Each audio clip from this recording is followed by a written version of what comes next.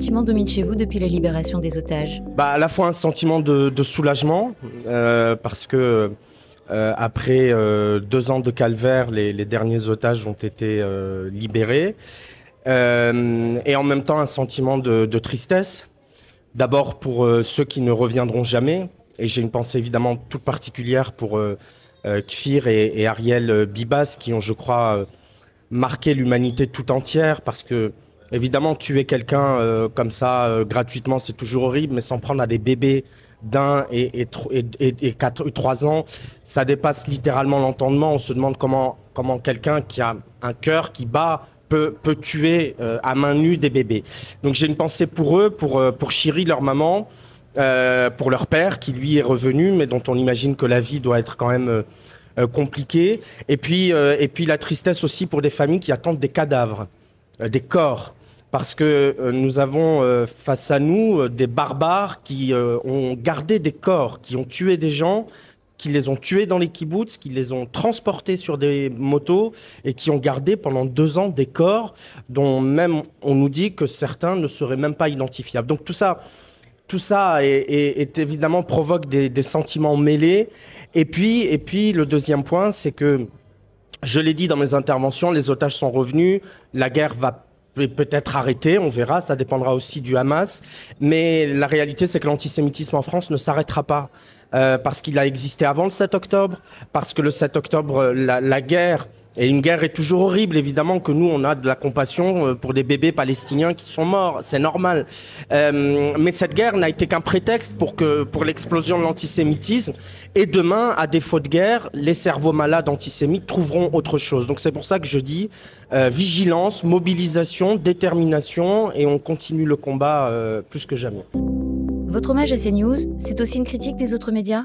Mais écoutez, quand sur France Inter, vous avez la rédaction qui chaque matin a cité les chiffres du ministère de la Santé du Hamas, comme si le Hamas était une organisation que l'on pouvait citer.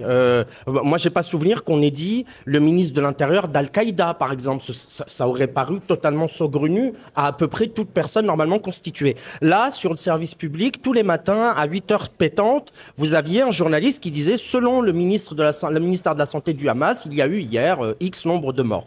Et encore une fois, les morts, si c'est pas des terroristes, évidemment, mais des morts civils, innocents, c'est toujours horrible.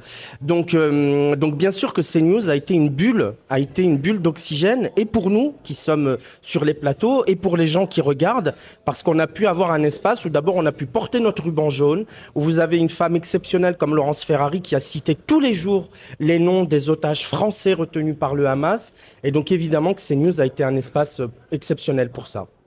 Une bonne partie des Juifs français estiment que le président Macron a failli à son devoir. Doivent-ils craindre pour leur avenir ? Moi, j'ai envie de dissocier le peuple français de ses dirigeants. Je crois que le peuple français est un grand peuple qui a donné des noms de justes pendant les heures sombres, des villes, des départements. Je pense à la Corse, qui a été un territoire exceptionnel. Je pense à des centaines et des milliers de résistants qui n'étaient pas juifs et qui, pendant la guerre, ont mis en danger leur propre vie pour sauver des juifs. Je crois que cet esprit-là demeure. Il est peut-être pas palpable complètement, on le voit pas au quotidien, mais c'est un esprit qui est là, qui demeure. Et donc moi, je fais la différence entre les Français et le président de la République qui est, un peu à la dérive quand même. Vous étiez au Trocadéro pour la libération des otages. On y a vu le drapeau français aux côtés des drapeaux israéliens, américains et de l'opposition iranienne. Comment interprétez-vous ce rassemblement ? C'est un rassemblement de fraternité, d'amitié. Et comme toujours, c'est toujours pareil. Il n'y a pas de casse, il n'y a rien qui brûle. Les policiers sont applaudis. C'est toujours la même France polie, respectueuse, joyeuse qui est là. Et hier, c'était la fête. Alors évidemment, la fête, mais avec un peu de tristesse toujours, parce qu'il y a eu beaucoup de morts. Il y a encore des gens qui ne sont pas revenus, en tout cas des corps. Mais il y avait quand même un soulagement, parce que le 7 octobre a chamboulé la vie de centaines de milliers de personnes, pour ne pas dire de millions de personnes. Et se dire hier, voilà, on peut enlever ce ruban jaune, il n'y a plus d'otages dans les tunnels du Hamas, c'est vrai que c'était quand même un beau moment. Au Trocadéro, on vous a aussi entendu chanter Tel Aviv. Enfin, chanter.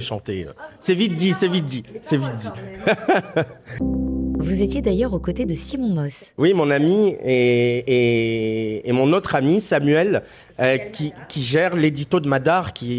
Simon et Samuel ont été exceptionnels pendant cette période, comme beaucoup d'autres, mais c'est vrai qu'il y a eu 2 révélations avec Simon et Samuel, Michael Sadoun, Samuel Fitoussi, qui ont aussi beaucoup parcouru les plateaux, qui ont écrit des tribunes. Je pense à Noémie Alioua, qui est exceptionnelle aussi, alors tout ça, ce sont des copains, mais je le dis aussi de manière objective. Ils ont été là, ils ont été présents. Elisabeth Lévy, Gilles William Golnadal, bref, il y a eu évidemment des voix qui étaient là, qui étaient fortes, et c'était une bonne chose. Justement, ne faudrait-il pas davantage de ces personnalités pour éduquer le public sur le conflit au Moyen-Orient ?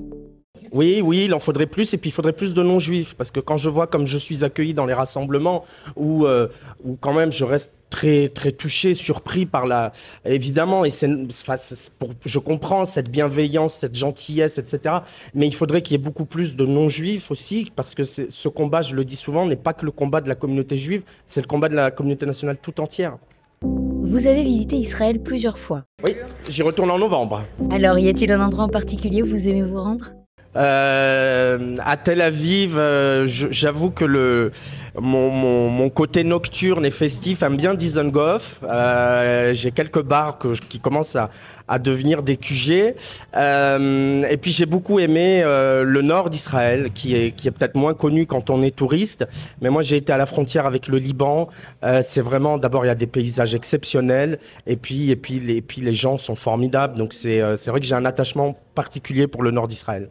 Quel message souhaitez-vous adresser aux Juifs français, mais aussi aux Israéliens ? Les Israéliens, j'ai rien à leur dire, car c'est un peuple résilient, donc ils n'ont pas besoin de mes messages. C'est un peuple qui vit sous les bombes depuis tout le temps, et il y a une résilience, il y a une capacité à se remettre du pire qui est assez exceptionnelle. Donc j'ai rien à leur dire, si ce n'est profiter de la vie et profiter de la paix, pourvu qu'elle soit durable. Et sinon aux Français juifs, j'ai envie de dire vous n'êtes pas seuls, le combat continue, et on va le mener avec vous.